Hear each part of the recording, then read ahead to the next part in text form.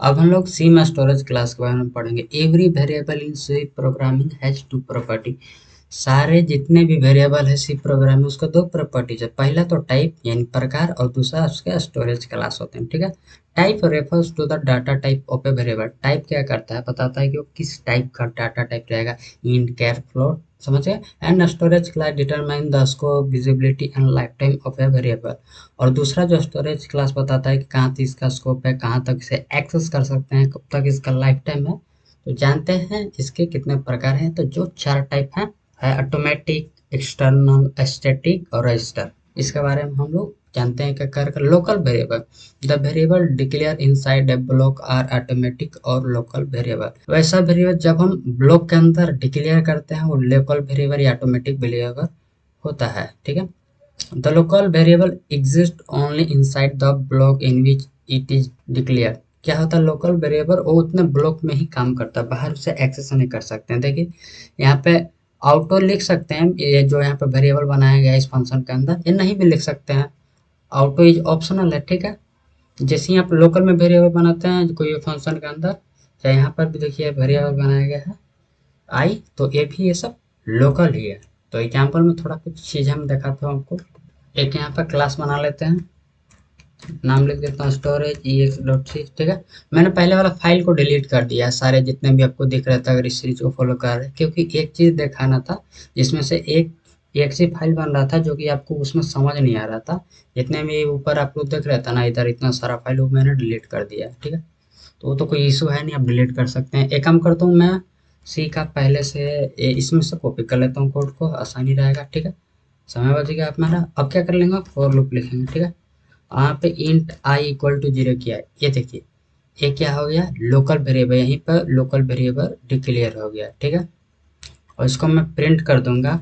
Print normal जिससे variable बनाते थे ना मेन के अंदर, वो सब लोकल ही वेरिएबल था। और फिर क्या करूंगा, आई को फिर प्रिंट करूंगा, सेव करूंगा और रन करूंगा। ये क्या हुआ, एरर की बार। अच्छा यहाँ पे बताया नहीं कब तक चला भाई, 2 तक चला। तो ठीक है। सेव करूंगा और रन करूंगा, 0 और 1 आ गया। ये फोर लूप के अंदर बना तो फोर लूप के ही अंदर चलेगा। अब मैं चाहूंगा कि इस मेन फंक्शन के अंदर इसको एक्सेस करना चाहूंगा, तो करता हूँ, चेक करता हूँ क्या एक्सेस हो रहा है। Percent D. ठीक है। और इस आई को प्रिंट करूंगा, देखते हैं क्या एक्सेस हो पाता है। नहीं हो पाया, एरर आ रहा था। इस प्रॉब्लम का सॉल्यूशन के लिए या तो मुझे मेन के अंदर बनाना पड़ेगा। ठीक है। जैसे कि इसी फाइल को अगर मैं मेन के अंदर जो आई है इसको हटा देता हूँ, इंट के अंदर से हटा के मेन के अंदर बनाऊंगा और इसको आई कर दूंगा यहाँ पे, तो अब ये भी एक्सेस कर लेगा। ठीक है।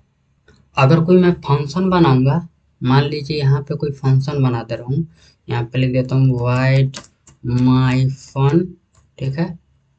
यहाँ पे डिक्लेयर कर दिया, तो यहाँ पे माई फन लिखता हूँ और इसके अंदर प्रिंट करता हूँ, print f percent d backslash n करता हूँ नया लाइन के लिए, और यहाँ पे आई को प्रिंट करने का कोशिश करता हूँ, सेव करता हूँ और रन करूंगा तो देखिए एरर आ गया। फोर लूप के अंदर बनाए थे तो फोर लूप के अंदर ही एक्सेस कर रहे हैं, मेन के अंदर बनाए तो मेन के अंदर ही एक्सेस कर पा रहे हैं। ठीक है। अब इसका प्रॉब्लम का सॉल्यूशन क्या है, तो चलिए आगे पढ़ते हैं। तो उसका प्रॉब्लम सॉल्यूशन के ग्लोबल वेरिएबल पढ़ेंगे। Variable that are declare outside of all function are known as external और ग्लोबल वेरिएबल। वैसा वेरिएबल जो फंक्शन के भी आउटसाइड में डिक्लेयर किया जाता है, यानी सबसे ऊपर में डिक्लेयर किया जाता है, उसे एक्सटर्नल और ग्लोबल वेरिएबल कहते हैं। They are accessible from any function inside the program. वो क्या होता है, सभी के लिए एक्सेसिबल होता है, जितने भी प्रोग्राम फंक्शन हो, फॉर लूप, जितने भी सारे लोग एक्सेस कर सकते हैं। देखिए यहाँ पे तो hatch include studio dot H लिखा गया, एक यहाँ फंक्शन कॉल किया गया और यहाँ पे ग्लोबल वेरिएबल बना गया जो कि मेन के बाहर ही बनता है ग्लोबल वेरिएबल। तो ग्लोबल वेरिएबल का बनाने के लिए अगर इस आई को ग्लोबल वेरिएबल बनाना है तो यहाँ से कट करो भाई, मेन के ऊपर डाल दो। अब मैं सेव करूंगा और रन करूंगा, इसको लिए भी एक लाइन दे देता हूँ, नया लाइन, तो सारे लोग एक्सेस करेंगे, कोई अब हमें एरर नहीं देगा। ठीक है। अब जानते हैं कि external storage class is used to declare variable that in defined in another file. मतलब दो फाइल आपके पास है तो आपको कैसे यूज करना है। जैसे पहला फाइल 1 है, इसमें एक फंक्शन बनाया गया है माई फंक्शन। ठीक है। और यहाँ पे डिक्लेयर किया गया a बराबर 10, और इसको हम क्या कर रहे हैं, प्रिंट कर रहे हैं a, ठीक है। और इस फंक्शन को कॉल करते हैं। और अगला फंक्शन है जो इस ए को चाहते हैं कि दूसरे फाइल में हम एक्सेस कर सकें, तो क्या करेंगे, स्टर्न कीवर्ड का यूज करेंगे। तो अगले फाइल में जो भी फंक्शन होगा उसके अंदर यूज कर सकते हैं, ठीक है। अब क्या करता हूँ, सारे कोड को हटाता हूँ, ठीक है। और बेसिक सी का कोड यहाँ पे लिखूंगा, और यहाँ पे ग्लोबल वेरिएबल बना रहा हूँ, इंट ए इक्वल टू 10 किया, ठीक है। और इसके अंदर क्या करूँगा, इस ए को प्रिंट कर दूंगा, प्रिंट %d बैकस्लैश n, ठीक है। और इसी को प्रिंट कर देना। और इसके बाद एक और फाइल बनाऊंगा जिसका नाम दे दूंगा file2.c, या कोई भी फाइल का नाम सब बना सकते हैं। और इसके अंदर लिखूंगा हैच इंक्लूड studio.h। फिर इसके बाद क्या करूँगा, इसके अंदर मैं एक फंक्शन बनाऊंगा void myFun के नाम से। और क्या करूँगा, इसके अंदर मैं प्रिंट करने की कोशिश करूँगा इस ए को, तो प्रिंट f%d बैकस्लैश n, और ए को प्रिंट करना है। इस ए वाले वेरिएबल को मतलब इस फाइल से इसमें लाना है, तो इस ए को लाने के लिए क्या करेंगे, लिखेंगे एक्सटर्न इंट ए, ठीक है। कि ए को इसमें लाना है तो एक्सटर्न कीवर्ड का यूज करेंगे। अब मैं इसको सेव करूंगा, और ये जो फंक्शन को इस मेन वाले में, देखिए इस फाइल में मेन नहीं है, तो इसमें इसको तो हेडर में देना है ना, तो void था, फंक्शन का नाम था माई फन था, ठीक है। और इसको यहाँ पे कॉल करूँगा, इस फंक्शन का नाम माई फन। अब मैं सेव कर दूंगा इसे। अब मैं रन करूँगा, तो यहाँ पे लिखूँगा जीसीसी, सबसे पहले फर्स्ट वाले फाइल का नाम स्टोरेज ex.c है, ठीक है, स्पेस दूंगा। और दूसरे वाले का क्या नाम है, file2, फाइल एक लिखा है, चलिए इसमें लिखा गया, तो मैं यहाँ पे एक चीज़ ऐड कर लेता हूँ, अदर फाइल, ठीक है। अदर फाइल यहाँ पे लिख दिया, ठीक है। यहाँ पे लिखना था जीसीसी, फर्स्ट वाले फाइल का नाम .ex, फिर सेकंड वाला फाइल का नाम file2.c। इसके बाद इंटर करूँगा, इंटर करूँगा तो एक देखिए एक फाइल बनेगा, इसीलिए मैं सारे जितने भी कोड थे मैंने डिलीट कर दिया। इंटर किया तो यहाँ पे एक बना a.exe, तो डॉट लिखूँगा, स्लैश लिखूँगा a, फिर .exe लिखूँगा, और इंटर करूँगा। 10 तो आया फर्स्ट वाले जो था, और अदर फाइल के लिए 10, इसमें देखिए सेकंड वाला फाइल में 10 आ गया। मतलब इस 10 को हम सेकंड फाइल में भी एक्सेस कर सकते हैं, उसके लिए हम लोग स्टर्न कीवर्ड का यूज कर सकते हैं। अब हम लोग रजिस्टर के बारे में पढ़ेंगे। The register storage class is used to suggest to the compiler that a variable should be store in CPU register for faster access. Register storage class का उपयोग हम लोग करते हैं वैसे वेरिएबल को डायरेक्ट रजिस्टर में स्टोर करने के लिए। However, modern compilers are usually efficient at optimizing variable storage, so the use of register is often unnecessary and compiler may ignore it। लेकिन अब इतना हमारा कंपाइलर फास्ट आ चुका है, कोई अब इसका प्रयोग नहीं करता। पर एम्बेडेड अगर प्रोग्रामिंग करिएगा तो उसमें यूज हो सकता है, पर नॉर्मल आप अगर कर रहे हैं तो इसमें रजिस्टर वाले का यूज नहीं किया जाता। तो आप रजिस्टर स्टोरेज क्लास का यूज करना चाहते हैं तो उसके आगे बस जो वेरिएबल बनाते हैं उसका रजिस्टर लिख दीजिए, और रजिस्टर में आपका स्टोर हो जाएगा, ठीक है। तो इसमें एग्जांपल देखने लायक कुछ है नहीं, वही रजिस्टर लिखिएगा तो हमें दिखेगा कहाँ पे कि रजिस्टर में स्टोर हो रहा है। बस आपको वेरिएबल के आगे रजिस्टर लिख दीजिए तो रजिस्टर में स्टोर होगा। अब जानते हैं static variable. Static variable is declare by using the static keyword. जो स्टैटिक वेरिएबल होता है उसको डिक्लेयर करने के लिए उसका पहले स्टैटिक लिखा जाता है। Once a static variable is defined it lives until the end of the program. जब एक बार स्टैटिक वेरिएबल बना दिया गया है तब तक रहेगा जब तक प्रोग्राम इंड ना हो जाएगा। Static variables in C are initialized with 0 by default. जो स्टैटिक वेरिएबल होता है 0 से बाय डिफॉल्ट इनिशियलाइज होता है, and their scope is limited within the present block which are local static variable. और इसका स्कोप क्या होता है कि पेरेंट जो भी होता है ब्लॉक उसके अंदर ही रहता है, जिसे हम लोकल स्टैटिक वेरिएबल कहते हैं। You can create global static variable by defining them at the start of the program which can be access anywhere in the program. अगर आपको ग्लोबली एक्सेस करना है तो मेन फंक्शन जब शुरू होता है उसके पहले ही सबसे टॉप में भी आप इसको लिख दीजिए तो ग्लोबली हो जाएगा। अगर कहीं और फंक्शन में लिखते हैं तो लोकल वेरिएबल की तरह हो जाएगा, पर वो स्टैटिक वेरिएबल रहेगा। एग्जाम्पल यहाँ पे देख लेते हैं। यहाँ पे देखिए, यहाँ पे एक फंक्शन बनाया गया है, इसको डिक्लेयर किया गया है, और यहाँ पे इस मेन फंक्शन के अंदर 2 बार इस फंक्शन को कॉल किया गया है।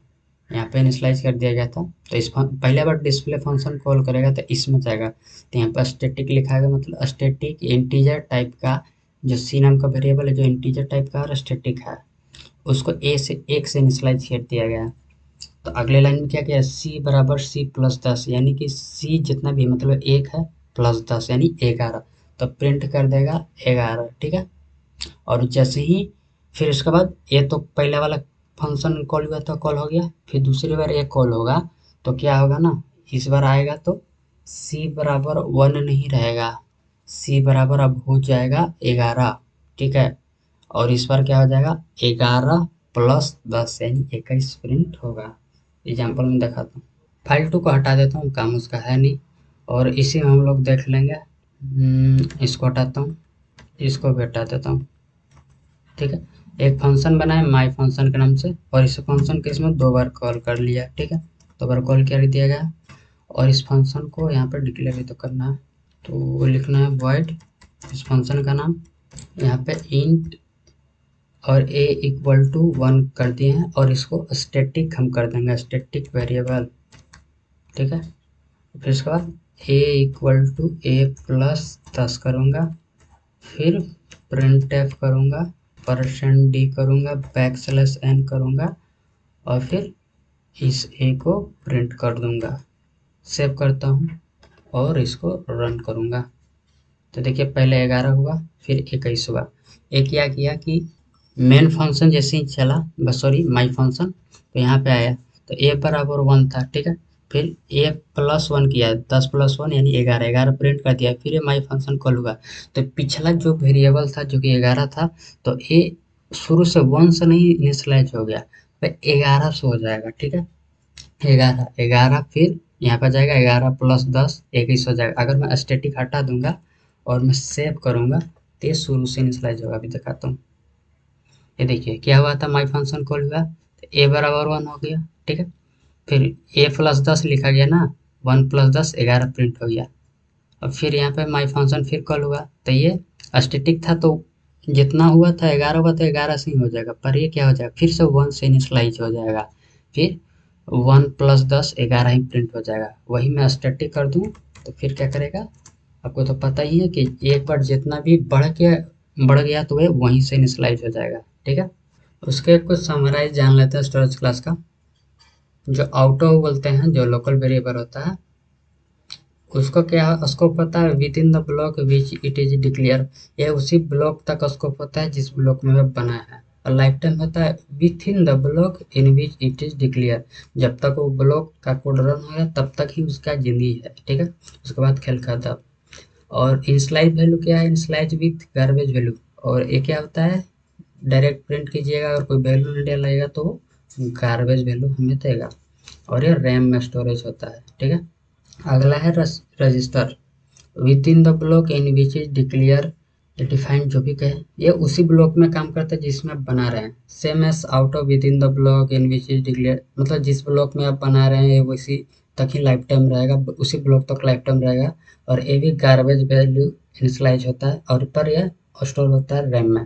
अगला स्टैटिक, ये भी आप जिस ब्लॉक में बताते हैं वो उसी तक इसका स्कोप है, और इसका लाइफ टाइम जब तक मेन प्रोग्राम खत्म नहीं होगा तब तक वो चलता रहेगा। आपको पिछला एग्जांपल में बताया था ना, ये दोबारा वही फंक्शन चला था, तो जहाँ पे बढ़कर वेरिएबल रुका था उसी में जोड़कर बढ़ा था, ये ना कि शुरू से हुआ था, ठीक है।